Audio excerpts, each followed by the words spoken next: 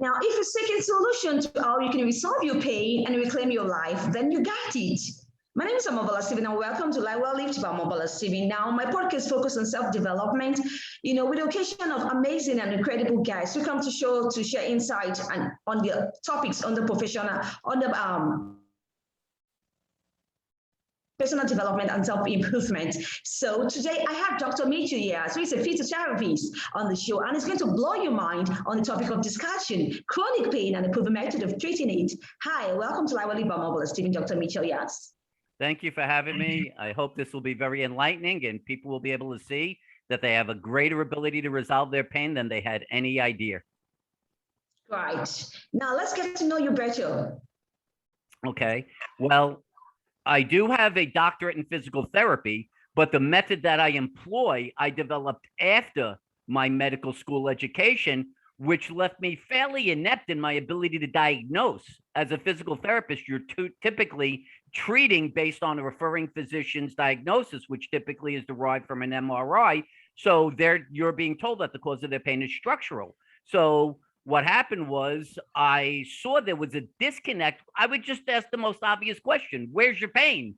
And what I would find is people would say that their pain is not where it should be if that identified structure, like a herniated disc or arthritis or stenosis, would be causing their pain. And that confused me. So I said, well, I think I need to explore more into how to interpret what those symptoms were. And what I found was that in more than 95% of cases, the cause of pain is muscular.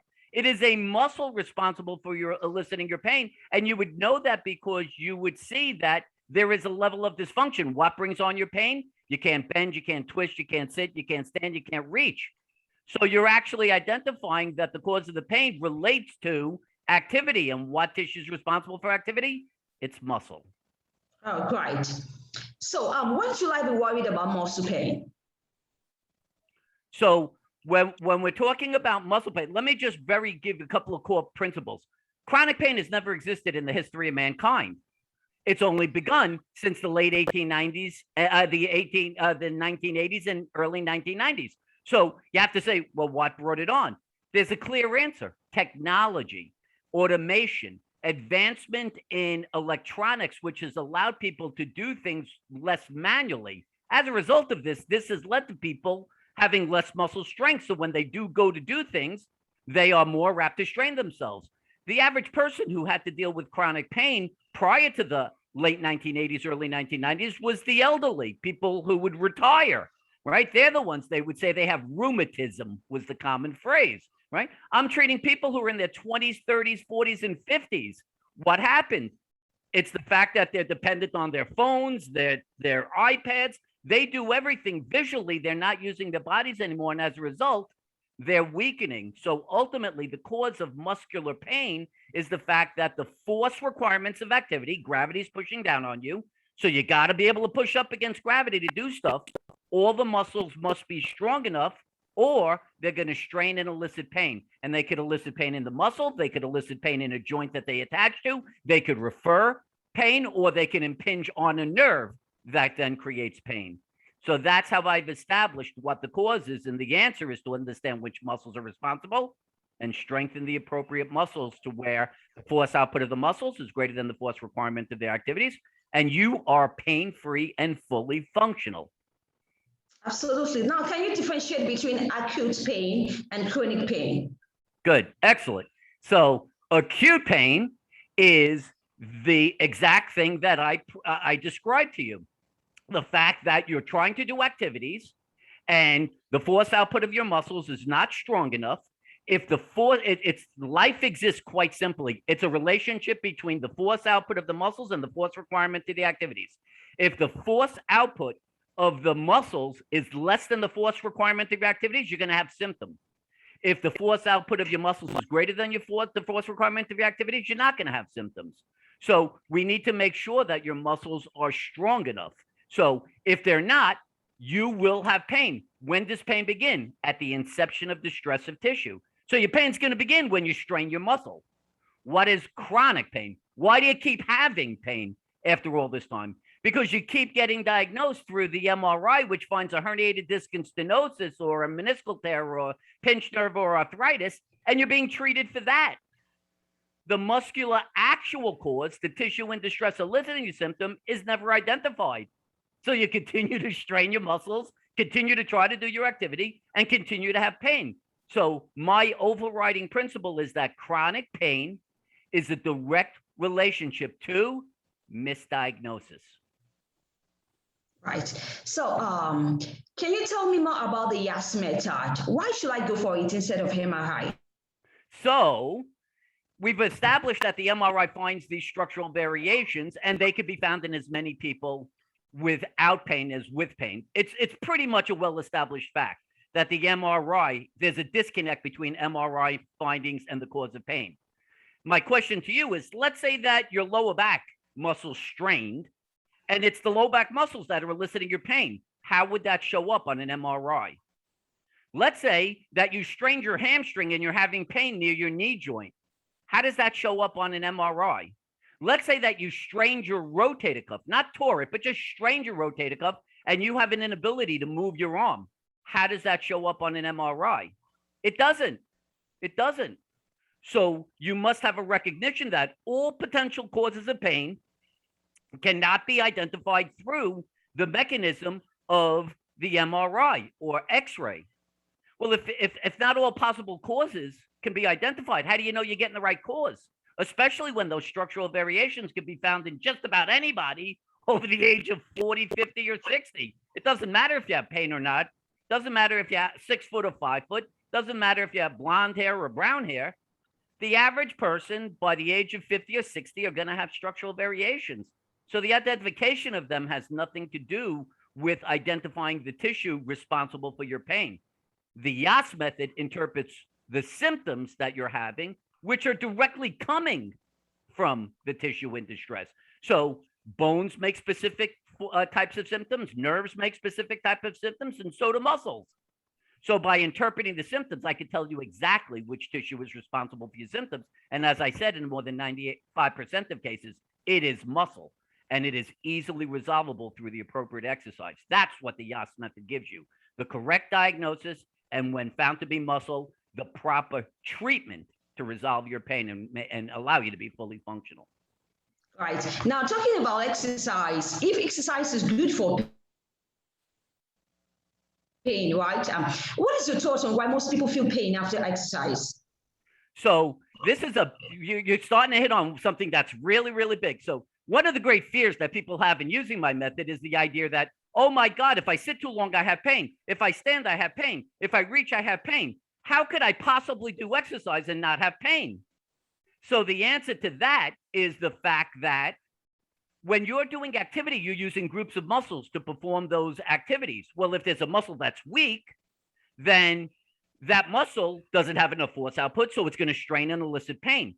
When you're doing Yass method exercises, I isolate individual muscles. So when you're doing the exercise, you're using one joint, moving one joint in one direction. That's what muscles do.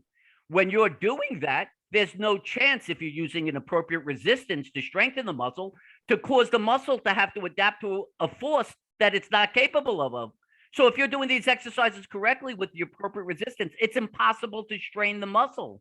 Therefore, you can't have pain doing the exercises. And as we strengthen the individual muscles, all those individual muscles can go back into your activity, having enough strength. Now you don't have pain doing the activities. So you can't resolve pain by doing activities more. You have to isolate the weakened muscles, strengthen them independently, which you can do without question, without pain, then integrate that strength back into your activities. That's how you make yourself be able to be pain-free and functional when doing your activities. Right. Dr. MitchellYass, is there anything like chronic pain syndrome? Do you like to buttress the point or share your view on that? Chronic pain syndrome?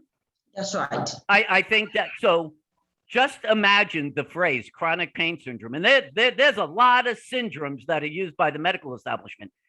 The word syndrome is defined as a group of symptoms without an understood etiology, which is to say that anyone who uses the phrase syndrome is saying, I don't know what's causing your pain. So it's kind of a cop-out diagnosis. A diagnosis is supposed to identify a tissue. So you have a kidney stone, you have a cirrhosis of the liver, you have a mitral valve prolapse. Saying you have chronic pain syndrome is to simply say you have pain and I don't know why. So it's a cop-out diagnosis. A proper diagnosis should identify the tissue responsible for the symptoms, which then allows you to create the appropriate treatment and which describes how you would resolve the distress of that tissue. So I don't even remotely buy into the idea of using things like fibromyalgia, chronic pain syndrome, any of these. There's one,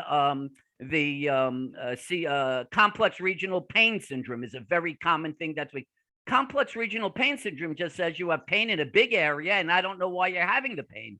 That's not a diagnosis. That's just an indication that you're having symptoms and I don't know why. You can't treat based on that. You got to know what tissue is responsible.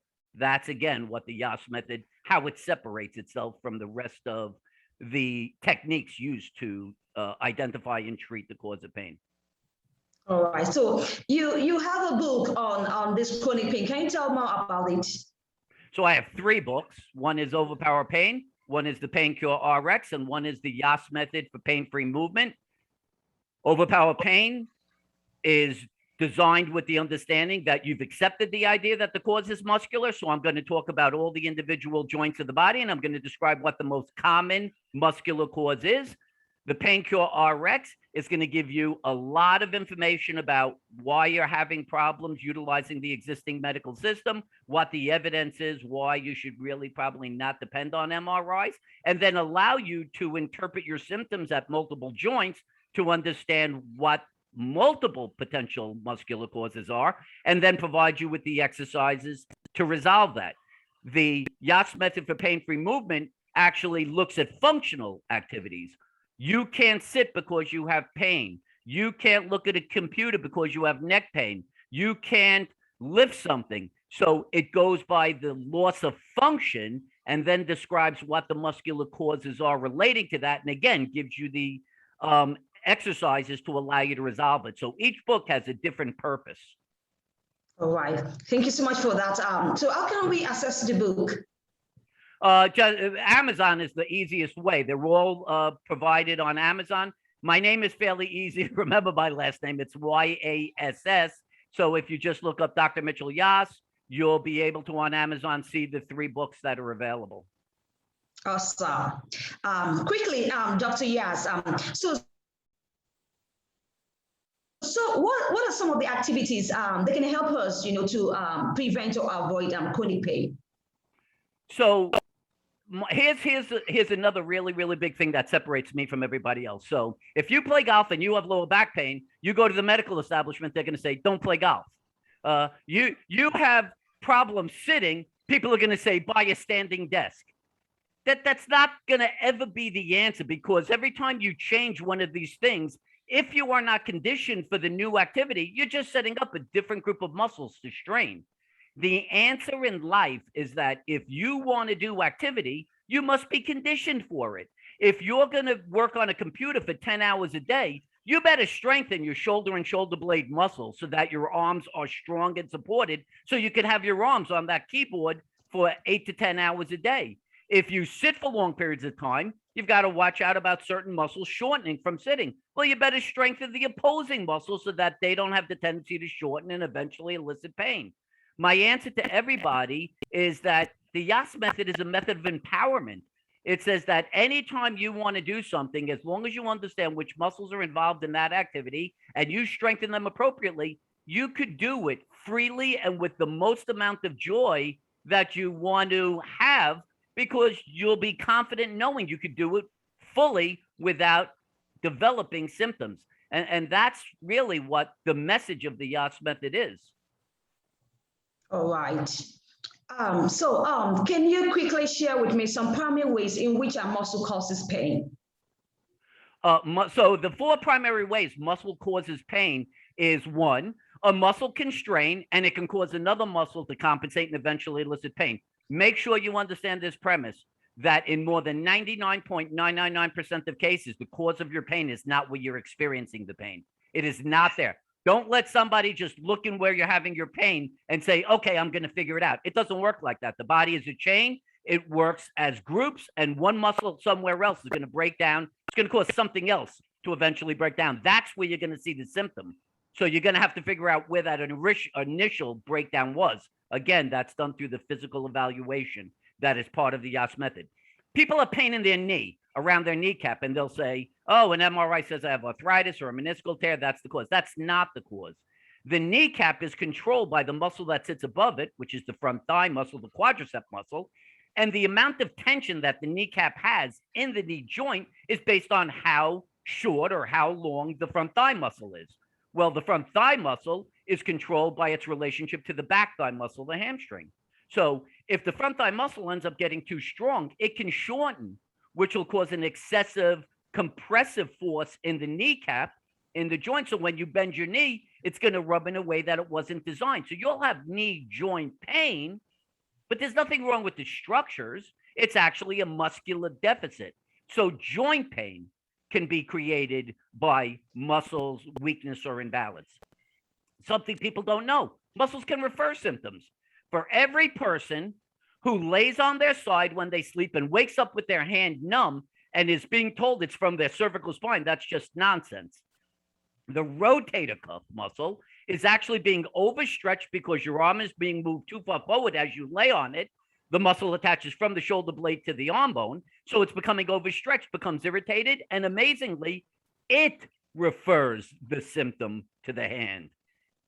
So muscles can actually refer symptoms. Finally, you could have a muscle strain and impinge on a nerve. Sciatica. The biggest neurological deficit that exists is actually from a muscle in the gluteal region straining and impinging on the nerve. So it's a muscular cause creating a neurological symptom. You could think you're going to fix by going to a neurologist, a neurosurgeon. You're never going to fix sciatica that way. It has to be fixed muscularly. And it's related to hip weakness, a muscle that sits on the side of the hip. It's kind of right over my shoulder, this muscle right here called the gluteus medius. When that muscle strains, the piriformis that sits next to it tries to assist, but it wasn't designed to, so it strains and eventually impinges on the nerve. So sciatica, muscular cause creating a neurological symptom. Those are the four primary mechanisms of muscle creating pain. 95% of all cases are encased in those four causes. Incredible. Thank you once again, Dr. MitchellYass, for your incredible insight. Thank you. On the subject of chronic pain and how we can overcome it, I wish you all the best in your project, right? Do you have any parting word you'd like to share with my audience? Yeah, if someone wants to get in touch with me, you can obviously do it by email at Dr. Mitch, DRMITCH, at MitchellYass.com. And if you'd like to see me, the great news is you can do so through Zoom. I've been doing Zoom sessions before there was Zoom through Skype. And so you could simply go to my website.